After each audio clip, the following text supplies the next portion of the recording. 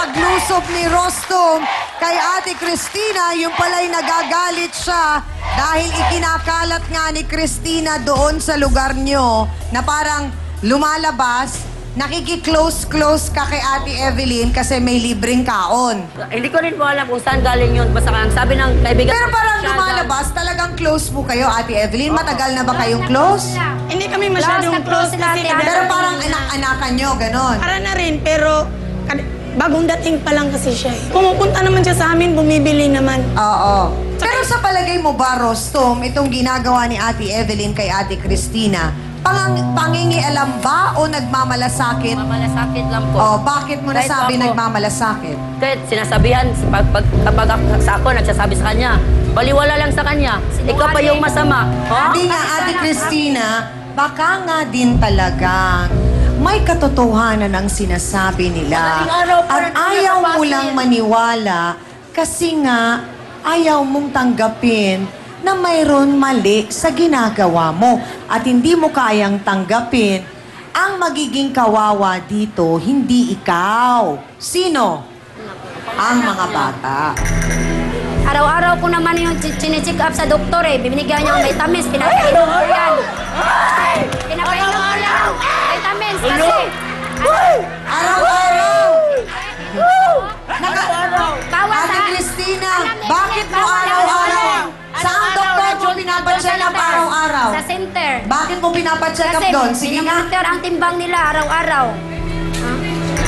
So, ibig sabihin, kung araw-araw mong dinadala sa center at chinecheck up ang timbang nila, Cristina, ibig sabihin, may sakit nga ang mga bata. May problema. Kulang. Anong pinapakain mo sa kanila sa araw-araw? Sige, isa-isahin natin. Kuha na lang yung... Mingi na lang, bumili ng ulam sa labas, tag 5-5 lang dahil yan ang makakaya namin. Magluluto ako ng ng prepared lang na bigas para pakain sa So, mga... anong trabaho ng iyong mister? Labor lang sa pastel, yun sa merkado, yung isda. Nagbubuhat ng isda doon. So, magkano kinikita niya at nagkukulang pa? Minsan 150, minsan 200. Kada araw? Oo. Hindi nyo napapagkasya yon. Hindi, kasi meron pa kami binabayaran yung araw-araw, yung ilaw, sa tubig.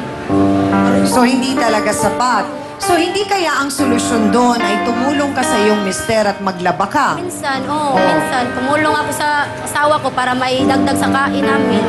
Pero, Pero dapat nga, Cristina, sa nangyayari ay kung ganoon nga, nakulang ka, hindi dapat, lalo kang dapat humingi ng tulong sa nanay mo o maging malapit ka sa mga kapitbahay para makatulong din sila sa'yo. Huwag mo silang awayin. Hindi naman tulong ang binibigay nila sa akin, chismis.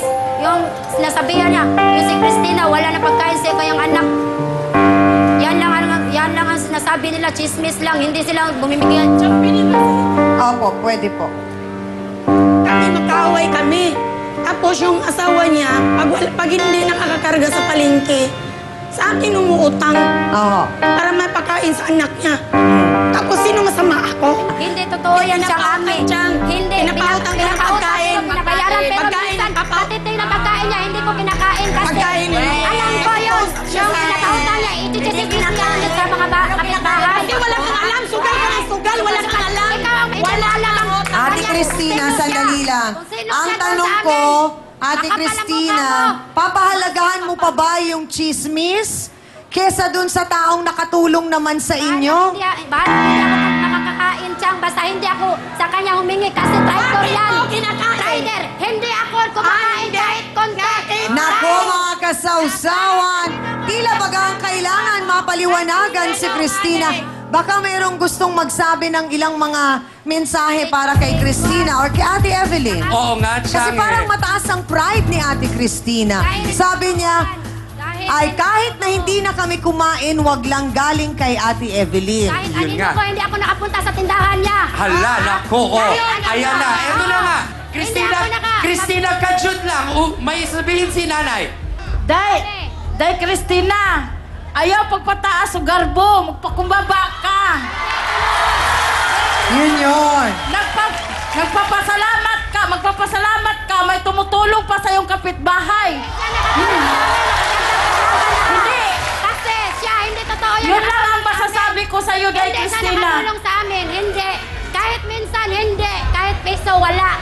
Pagka ganito ba ang ating kapitbahay, attorney, na ang sigaw ng isa, ako'y nagmamalasakit, ang interpretasyon naman ng isa ay pangingialam na. Pakiramdam naman ni Cristina, hindi kaya pang-abuso na ang ginagawa naman ni Aling Evelyn sa kanyang pagsasalita?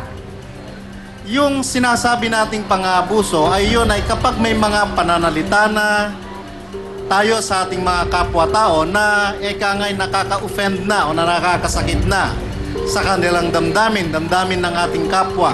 Katulad nung nilalait na natin ang ating kapwa, sinisiraan na natin at naaapektuhan na ang kanilang dignidad. Doon natin masasabi na mayroong ng pang-aabuso. At doon na po papasok ngayon ang sinasabi nating batas na maaaring malabag ng isang tao sa pang-aabuso ng karapatan ng kanyang kapwa. Salamat po, Attorney Ben. Namatay na Pero sandali lang. Alam niyo mga kasawsawan, kapag ganitong napapakaway ang anak, ang ina ang unang nakakalaban ng kaaway nito. Pero magtataka tayong lahat bakit pati mismo ang ina ni Cristina ay galit sa kanya. Ano naman ang saloobin ng isang ina sa ngayon ina na rin? Narito ang nanay ni Cristina na si Aling Aniceta Panuela. Pasok!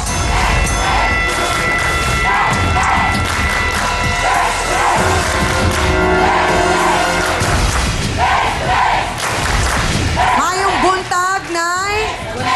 Bakit po kayo galit sa inyong anak na si Cristina at mas pinili po ninyong umupo sa pula kaysa tabihan ang anak ninyo? Huwag ko siya nakuha sweldo. Oh, bakit ang Para sa akin, para siya maano sa iba, yung mga Kasi, ano ang sabihin takot sa ka. ugali niya. Takot ka. Kasi masungit yun palagi. Kunting Kasi sabihin masungit ako ko, dahil sa'yo. nare-react yan. Ang sabi po niya ay maraming sama ng loob si Cristina po sa inyo. Ang una na nga po doon na napunto niya ay yung hindi daw po siya nakapag-aral at nagtrabaho na ho daw kagad siya nung siya ay 12 pa lang. Hindi yan totoo. Ang totoo yan, meron akong amo. At saka, sabi ng amo ko, Sita, yung anak mo na bunso na yung babaeng si Bibi, bakit hindi mo na pina-eskwela? Ang sabi ko, gusto naman niya, hindi niya mag-eskwela. Oh, yan. Oh. Mahalaga po mga kasawsawan na maisa-isa natin ang lahat ng ito, ang damdamin po ng ina na si Aling Aniceta at ganun po ang damdamin din ni Cristina para mabigyan na pong tuldok ang problemang ito. Magbabalik po ang paborito niyong kasalo araw-araw, ang Face to Face.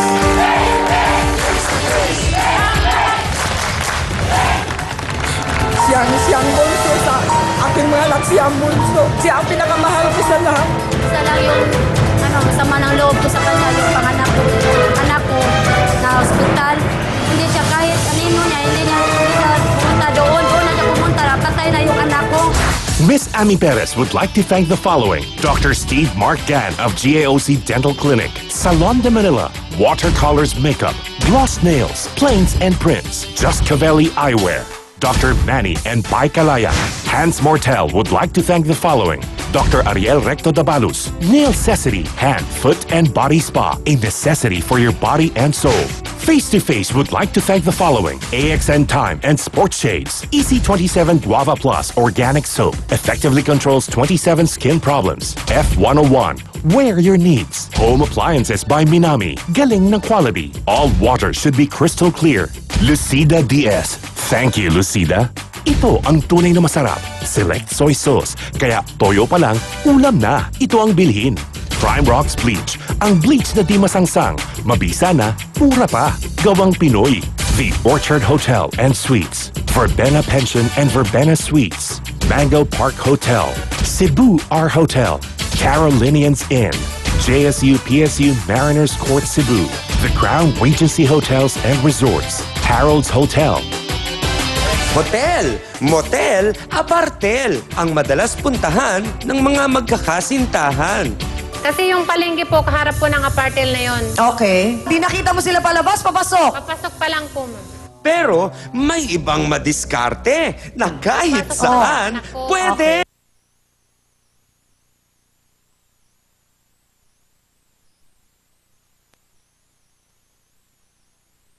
Doon, tsaka yung nagtatahol na aso, yung pala may mga baboy sila. Saan nahuli? Doon po sa kariton, nakapatong yung asawa ko. Ang sarap po ng tiwangwang ng baboy. Eto, natatandaan mo, saan ito? Marie! Doon po yan sa ano? Diyan ka nagpakababoy! Baboy kasi! Subukan mo para masarap! Baboy!